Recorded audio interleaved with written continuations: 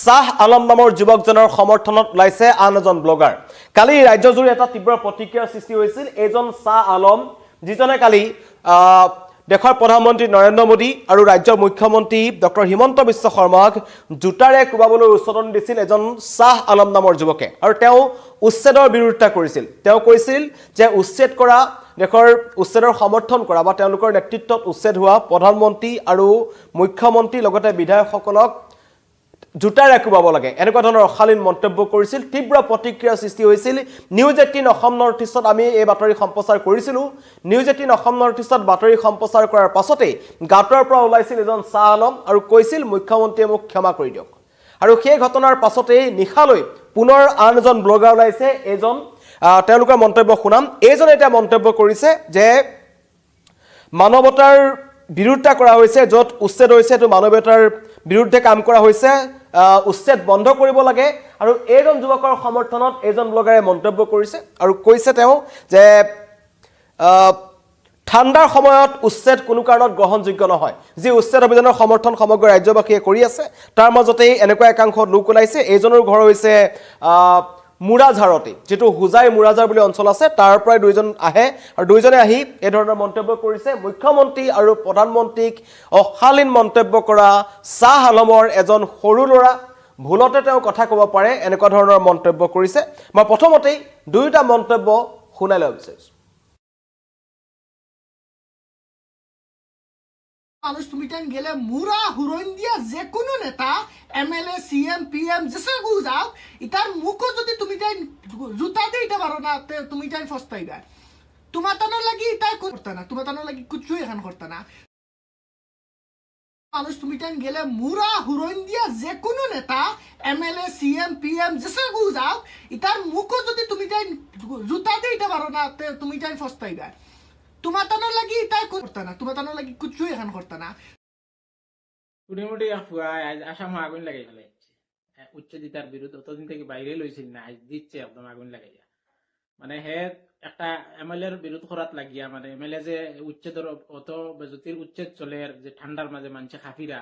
MLA একজন ও ঠান্ডাত হিসাবে অন্য সমষ্টির এমএলএ হইলে ও ঠান্ডাত হয়তো তারার লগে থাকলা হইলে লোকাল একজন এমএলএ যদি হইতা, যদি কোটিপতি এমএলএ হইতা না, আমরা নাজমুল সাহেব যদি হইতা না, হয়তো লোকাল একজন এমএলএ হইলে গরিব মানুষের লগে থাকলো রাইট থাকলো।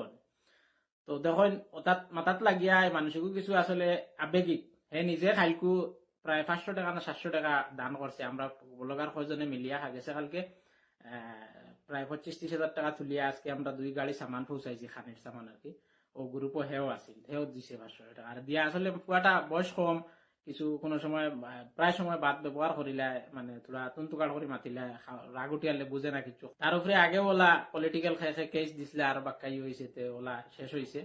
যাক দিয়ে তো যখন মাফ চাই দিছে মানুষটায়,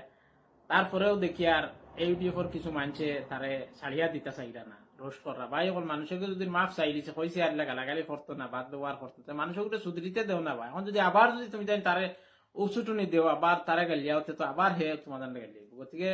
আমি বলতাম যে জিনিসটা হলো সমাপ্ত করা বলা। এখন মানছে আর আমিও খান বুঝি না ভাই, হে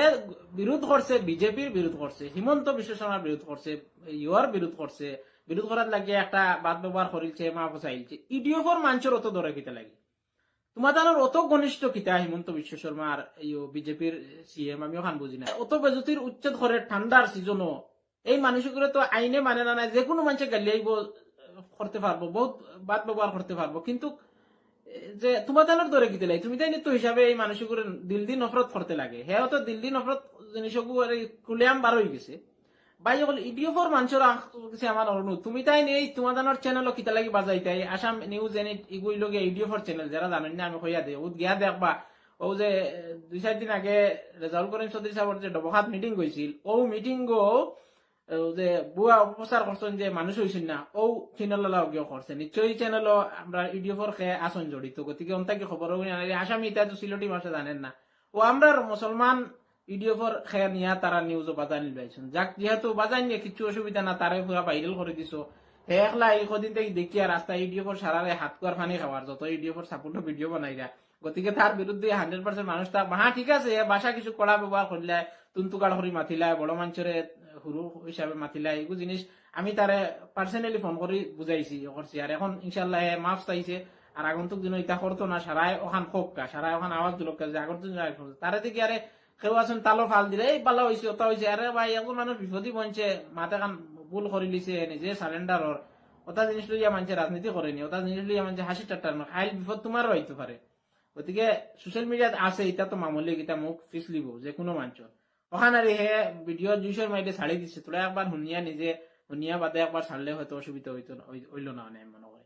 তো ভাই নকল ভিডিওটা বেশ করে শেয়ার করিয়া দেন আর এই ভিডিও ফর যে ভাই নকল অত দরদি হিমন্ত বিশ্ব শর্মা আপনারা প্রমাণ পাইছেন যে আমি তো বারবার কই ইডিওফার বিজেপি এক আপনারা মানেন না ও প্রমাণ পাইছেন না এখন ইডিওফার হিমন্ত বিশ্ব শর্মার বিরুদ্ধে গালি দেওয়া ইডিওফার মানছে কেস করা ইডিওফার মানছে নিউজ বাজাইরা ইডিওফার মানছে হাতে দাবড়ি দিরা মানে মতলব কিতা আর কিতা বুঝাইতাম ভাই আপনারা কাছে গতিকে কোনো বুঝি লাগা যে ইডিওফার বিজেপি এক এখান লরুণজ্যোতি গগৈও কইরা গৌরব গগৈও কইরা আস্থা আসামর বড় বড় নেতা হলেও কইরা গতিকে আর কিছু প্রমাণ নাই সবুত দিবার আজ বর্তমান সময়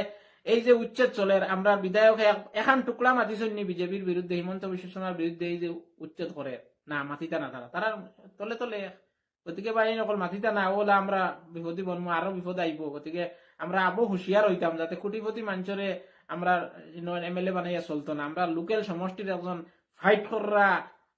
মজবুত নেতা যেটা ধম দিয়া দেশার বেটারে শিলাদিতুল্লাহ খান বেটারে ধম দিয়া মারতে পারো ওলা মানুষ লাগবো মই দুইজন বিতৰ্কিত যুৱকৰ মন্তব্য আপোনালোকক শুনালো প্ৰথম দিনাখন শাহ আলমে মন্তব্য কৰিলে কালি আৰু আজি ইউ ব্লগ বুলি এটা ব্লগ আছে য'ত এইজন যুৱকৰ আবিৰ্ভাৱ ঘটিছে এইজনো হুজাই মুৰাঝাৰৰ যুৱক বুলি তেওঁ জানিব পৰা গৈছে কাৰণ তেওঁলোকৰ যিবোৰ ফেচবুক একাউণ্ট আছে সেইবোৰ প্ৰকৃত একাউণ্ট নে ফেক একাউণ্ট এতিয়ালৈকে জানিব পৰা হোৱা নাই কিন্তু তেওঁলোকে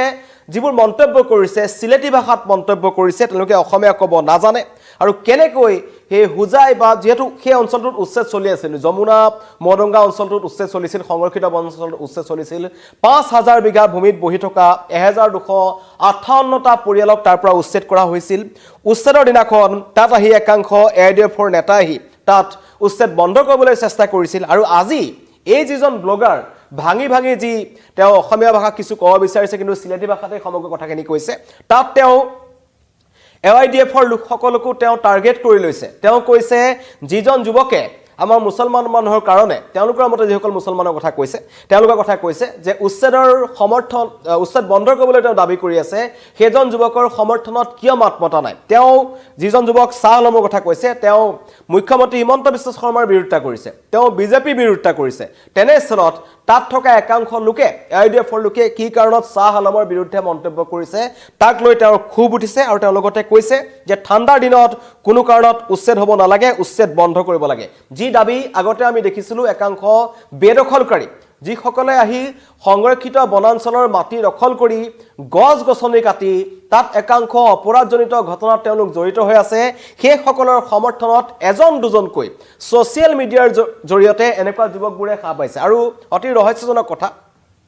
যে এইজন শাহ আলম নামৰ যিজন যুৱক তেওঁ থাকে সৌদি আৰবত থাকি তেওঁ তাৰ পৰাই ফেচবুক লাইভ যোগে একাংশক উচতনি দিলে উচতনিৰ পিছত অন্য এজন যুৱক ওলালে আৰু এইজন যুৱকৰ পিছত আন 10 জন যুৱক ওলাব এনেকুৱা একাউণ্টবোৰৰ বিৰুদ্ধে আৰক্ষীয়ে শীঘ্ৰে ব্যৱস্থা গ্ৰহণ কৰিব লাগে কাৰণ আগতে উচ্ছেদৰ বিৰোধিতা কৰা সকলে ৰাজপথলৈ ওলাই আহিছিল তেওঁলোকক আটক কৰা হ'ল এতিয়া সোশ্যাল মিডিয়াত এনেকুৱা একাংশৰ আবিৰ্ভাৱ ঘটিছে যিসকলে দেশৰ প্ৰধানমন্ত্ৰী ৰাজ্যৰ মুখ্যমন্ত্ৰীক চৰম মহালীন আচৰণ কৰে উচতনি দিয়ে আৰু বিদেশত বহি এনেকুৱা ধৰণৰ এটা এজেন্ডা তেওঁলোকে চলাই গৈছে মুখ্যমন্ত্ৰী আগতে কৈছিল যে এতিয়া আমাৰ অসমত ফিনিশ আসাম জেহাদ চলি আছে আৰু এই সকল যুৱকে কাৰ পৰিচনাত পৰি এনেকুৱা ধৰণৰ কাম কৰি আছে সেয়া অতি ৰহস্যজনক কথা সেইকাৰণে অসম পুলিচৰ ফালৰ পৰা শীঘ্ৰে ব্যৱস্থা গ্ৰহণ কৰিব লাগে আৰু বিচাৰি উলিয়াব লাগে এইজন ব্লগাৰে এইজন বিতৰ্কিত যুৱক কাৰণ তেওঁ অসমৰ হৈ একো এনেকুৱা ধৰণৰ ডাঙৰ কাম একো কৰা নাছিলে তেওঁ দেশৰ প্ৰধানমন্ত্ৰী গালি পাৰিছিলে মুখ্যমন্ত্ৰী গালি পাৰিছিলে আৰু লগতে যি উচ্ছেদ অভিযানক সমগ্ৰ অসমবাসী ৰাইজে সমৰ্থন কৰিছে সেই উচ্ছেদ অভিযান বন্ধ কৰিবলৈ তেওঁ দাবী প্ৰেৰণ কৰিছিল বা দাবী উত্থাপন কৰিছিল লগতে কটু মন্তব্য কৰিছিল আৰু সেইজন যুৱকৰ সমৰ্থনত এজন ওলাইছে এতিয়া এও মন্তব্য কৰিছে আৰু দুইজন একে জাগাৰে দুইজন হৈছে হুজাই মুৰাঝাৰ এটা তেওঁলোকৰ মাজত কানেকশ্যন থাকিব পাৰে কিবা এটা ইজনে সিজনক চিনি পাব পাৰে হয়তো তেনেকুৱা ধৰণৰ হ'ব পাৰে বা একেটা চক্ৰৰ জড়িত ব্যক্তি হ'ব পাৰে তেওঁলোকে জানি বুজি এনেকুৱা ধৰণৰ কথা ছ'চিয়েল মিডিয়াত বিয়পাব পাৰে তাৰ কাৰণে অসম আৰক্ষীক বিহিত ব্যৱস্থা গ্ৰহণ কৰিবলৈ সকলোৱে মন্তব্য কৰিছে কমল দে মন্তব্য কৰিছে অতি সোনকালে গ্ৰেপ্তাৰ কৰিব লাগে সাহেবউদ্দিনে মন্তব্য কৰিছে আসাম পুলিচ হোজাই পুলিচ এই সকল লোকৰ ওপৰত বিহিত ব্যৱস্থা গ্ৰহণ কৰিব লাগে প্ৰতীশ নাথে লিখিছে এওঁলোকে অসমীয়া ক'ব নাজানে নেকি লুটিফুৰ ৰহমানে #ডিজিপি আসাম হোজাই পুলিচ তেওঁ মন্তব্য কৰিছে ৰাজীৱ গগৈ লিখিছে এনেকুৱা সকলক দেশদ্ৰোহী সকলক এনকাউণ্টাৰ কৰিব লাগে কাৰণ তেওঁলোকে বাৰম্বাৰ যিবোৰ দেশ বিৰোধী যিবোৰ কথা আছে তেনেকুৱা ধৰণৰ মন্তব্য তেওঁলোকে কৰি আহিছে তেওঁলোকে দেশৰ প্ৰধানমন্ত্ৰীক সন্মান নকৰে তেওঁলোকে ৰাজ্যৰ মুখ্যমন্ত্ৰীক সন্মান নকৰে এনেকুৱা নহয় যে গণতান্ত্ৰিক দেশত নিজৰ এটা ৰাজনৈতিক চিন্তাধাৰা থাকিব পাৰে নিজৰ সমৰ্থনত দল থাকিব পাৰে কিন্তু দেশৰ প্ৰধানমন্ত্ৰীক বা ৰাজ্যৰ মুখ্যমন্ত্ৰীক জোতাৰে কোবাব লাগে বুলি কোৱা এজন যুৱকক মাফ কৰি দিবলৈ এজনে এটা ভিডিঅ' প্ৰস্তুত কৰিছে আৰু এনেকুৱা ভিডিঅ' প্ৰস্তুত কৰা হয়তো তেওঁলোকৰ অন্য বহু লোক থাকিব পাৰে হয়তো এনেকুৱা হ'ব পাৰে যে ছ'চিয়েল মিডিয়াত জনপ্ৰিয় হ'বৰ কাৰণে একাংশই এনেকুৱা ধৰণৰ সস্তীয়া জনপ্ৰিয়তাও বিচাৰিব পাৰে কিন্তু সেই সস্তীয়া জনপ্ৰিয়তাৰ নামত কাৰণ এওঁলোকৰ যিবোৰ ভিডিঅ' আছে সেইবোৰত যথেষ্ট ভিউ লাইক বা শ্বেয়াৰ হয় আৰু সেইবোৰ এনেকুৱা একাংশ মানুহৰ মাজলৈ যায় আৰু ৰাজ্যত শেহতীয়াকৈ একাংশ সন্দেহজনক লোকৰ অৱস্থিতি বৃদ্ধি পাইছে যেটো মুখ্যমন্ত্ৰীয়ে নিজে কৈছিল যে একাংশ বাংলাদেশী নাগৰিক আহি আছে বাংলাদেশৰ একাংশ লোকৰ টাৰ্গেটত আছে এনেকুৱা একাংশ লোক যুৱক যিসকলে দেশৰ যি নিৰাপত্তাক লৈ তেওঁলোকে প্ৰশ্ন উত্থাপন কৰে বা নিৰাপত্তাৰ প্ৰতি ভাবুকি আনিবৰ পৰা কাম কৰি আছে এনেকুৱা একাংশ যুৱকক তেওঁলোকে ব্যৱহাৰ কৰিব পাৰে ইয়াৰ তথ্য সংগ্ৰহৰ কাৰণে বাংলাদেশৰ একাংশ যিবোৰ মৌলবাদী সংগঠন আছে তেওঁলোকে ব্যৱহাৰ কৰিব পাৰে সেই কাৰণে সাৱধান হোৱাৰ সময় আহি পৰিছে আৰু যি আমাৰ অসম পুলিচ আছে তেওঁলোকে শাহ আলমৰ সমৰ্থনত আন এটা ভিডিঅ' প্ৰস্তুত কৰা এজন ব্লগাৰ কাৰণ কালি সেইজন শাহ আলম নিজে আমাৰ লাইভটোৰ পিছত নিজেই লাইভত আহিছিল নিজেই মাফ খুজিছিল তাৰ পাছত আজি ওলাইছে এজন AU ব্লগৰ জৰিয়তে তেওঁ কৈছে যে AIDF-এ কিয় এই যুৱকজনক বা সমৰ্থকসকলে কিয় সমালোচনা কৰিছে যিজন যুৱকে ৰাজ্যৰ মুখ্যমন্ত্ৰী দেশৰ প্ৰধানমন্ত্ৰী তথা বিজেপি দলক সমালোচনা কৰিছিল উচ্ছেদৰ বিৰোধিতা কৰিছিল তেনেকুৱা এজন যুৱকক সমৰ্থনহে কৰিব লাগে বুলি মন্তব্য কৰিছে এজন ব্লগাৰে ধন্যবাদ